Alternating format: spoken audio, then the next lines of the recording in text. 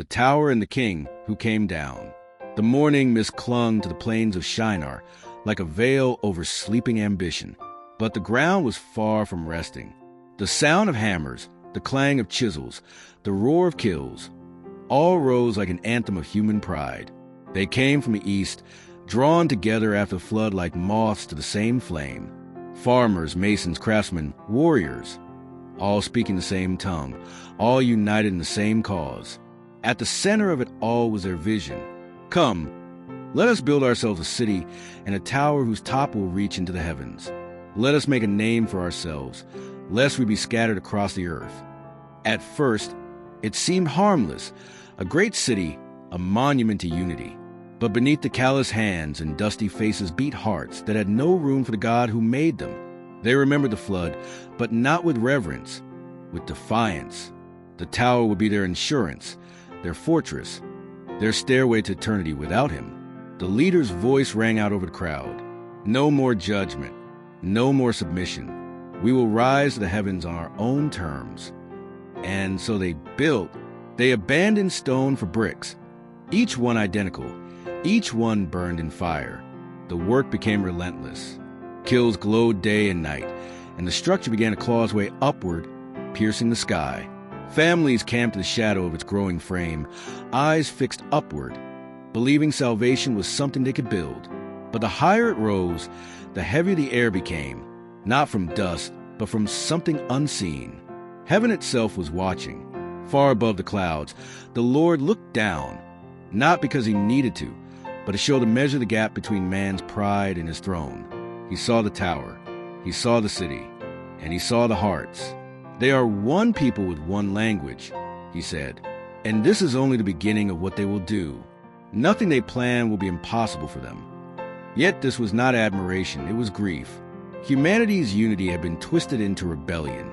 Their harmony was a song without the composer. So the Lord descended. It did not happen with thunder or flame.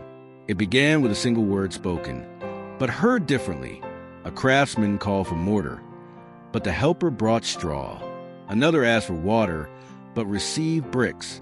Laughter turned to irritation, irritation to shouting, shouting to panic. Soon the whole site was a storm of confusion. Friends became strangers in an instant. Orders were meaningless. Songs were incoherent. The work stopped. By evening, the builders had begun to wander away, drifting into small groups that understood one another, leaving behind a half-built tower, a monument to human arrogance and divine intervention.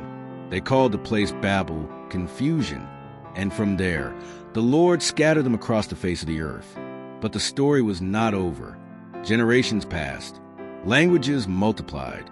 Nations clashed. And humanity's unity seemed shattered beyond repair. Yet hidden in the unfolding ages was a plan. Not for man to climb up to God, but for God to come down to man.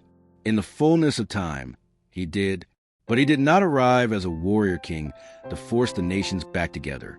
He came as a child in Bethlehem, born not to claim his own name, but to bear his father's. His life was a tower not of bricks, but of love. His hands were not calloused from stacking stone, but pierced from bearing a cross. And on that cross, he took the curse of Babel, the separation from God, and carried it to death. 3 days later, he rose, and the name mankind had tried to seize at Babel was freely given to all who believed. The name above every name. Then came Pentecost. The city of Jerusalem overflowed with Jews from every nation, Parthians, Medes, Elamites, Egyptians, Romans. And suddenly, the sound of a rushing wind filled the house where the followers of Jesus prayed. Tongues of fire rested on them, and they began to speak in the languages of all nations. What Babel had scattered, Jesus was gathering. What pride had broken, grace was mending. The unfinished tower in Shinar stood as a reminder that man's way to heaven crumbles, but the cross stands as eternal bridge, God's way to bring heaven down to earth. And now, across every language, every culture, and every nation, his call remains the same. Come unto me, all ye that labor and are heavy laden, and I will give you rest.